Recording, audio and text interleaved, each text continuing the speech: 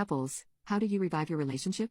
I ghosted my childhood best friend because she tried to turn my man into a bop. I met my boyfriend 3 years ago while I was deep in my man-hating era. He helped me realize that even though the bear was still much more fun to spend time with, he definitely was the exception. My best friend was the first to say something against him. She took one look at his Instagram and accused him of mewing too hard. That wasn't the end of it though, because every time my boyfriend would make a minor mistake, she'd accuse him of being for the streets. She'd tell me to drop him because I deserved a 6-foot guy in finance. She'd even try to tell me to let him be with other girls because he clearly wasn't satisfied with a homebody like me. I always knew she was being delusional because my man was so obsessed with me that he'd rival Colin Bridgerton in yearning. We were literally perfect for each other. Even Tom Holland and Zendaya couldn't compete with us. Well, not exactly. He always made me claw up his back, but I've never got to feel the full body shakes I've always heard about. I knew I had the capability to finish because when I was alone thinking about Aaron Taylor Johnson leaving his grandma wife for me, I always saw stars. I was his first girlfriend, and he went to an all-boys school not knowing that girls could bust one too. When I told him we could, he asked me if I could make him pregnant too. When I told my best friend about this, she literally skipped away. Every day since then, she started blowing me and my boyfriend's phone up with passive-aggressive comments about each other. She'd text me that my boyfriend was only dating me to make me his first baby mama. She'd then text him saying that she could finish faster than I ever could. I started to doubt myself and our relationship. I didn't want to live the rest of my life knowing I couldn't finish, especially since I already had to settle with the fact that I couldn't bust a nut inside of my boyfriend with my huge schlong. She'd go on long rants about how if I ended up marrying him, I'd be stuck being unsatisfied and unhappy for the rest of my life. It was like she had ulterior motives, but I was too blind to see what was really going on. So, I decided to make a compromise. I told my boyfriend that we wouldn't go to the next stage of our relationship until he made me burst in bed. I wanted to feel satisfied in my relationship, and I didn't want to settle for unhappiness. We tried different positions that would help, tried using Mr. Mouse K tools, and even copied some tutorial videos from the Spicy Orange website. I even sat in our bedroom watching porn for so many hours in a row that I could perfectly mimic the intimacy star's fake moans. I could tell he was trying his best, but the fact is he just wasn't any good, and I wasn't feeling it, so I had him stop. I tried to look for solutions again. I've looked up different articles,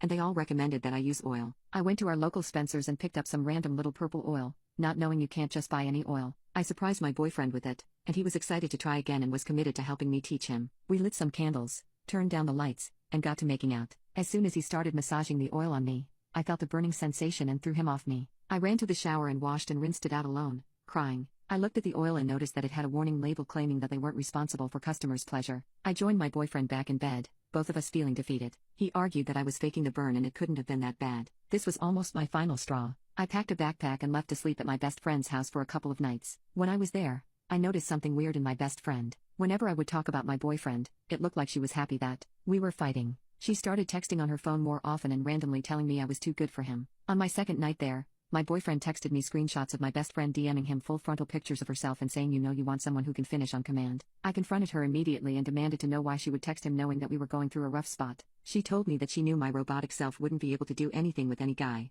so she wanted to help him out. I instantly connected the dots right then and there that she was in love with my boyfriend, and went back to my boyfriend's house. When I returned to him, my boyfriend finally must have taken the hint and some initiative because he brought me a surprise. He told me that when I was gone he was doing his own research and had ordered a quickie kit to use. In the kit came an intimacy melt to make my coin slot moist, an arousal oil to massage on me, and a CBD-infused LB so we could get to business. I told him I wasn't sure about trying oil again. He showed me the reviews online and showed that the kit was made to give me the best experience I could have. He assured me that it would relax and stimulate me more. His theory is if we perfected our beforeplay then our overall experience would be 110 times better. Although my best friend mainly drove the idea of climaxing, that enticed me and I said screw it, let's just go for it. But this time something was different. He apparently did his own research cause without me saying anything else. He threw me back down on the bed. This time the lights were out and all I could do was relax under him. He got down to business and I felt him massage the Arus L oil on me as his fingers worked their magic. There was a fresh, clean aura that only excited me more. The Arus L oil had relaxed me so much that all I could feel was my boyfriend's fingers, everything else was melting away. He put in an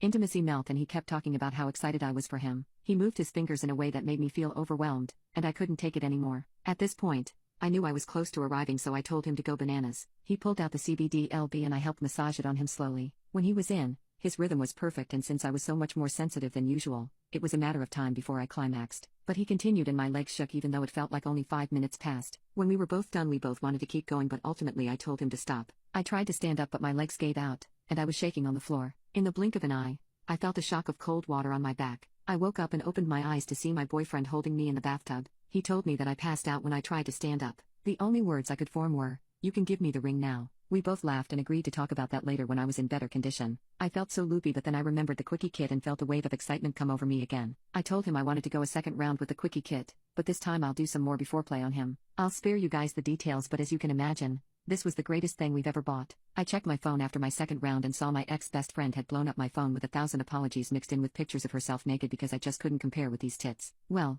these tits finished harder than you ever had, so I deleted her number and let her talk to herself. Thanks bestie. Wouldn't have thought I needed this without you. 100% would recommend.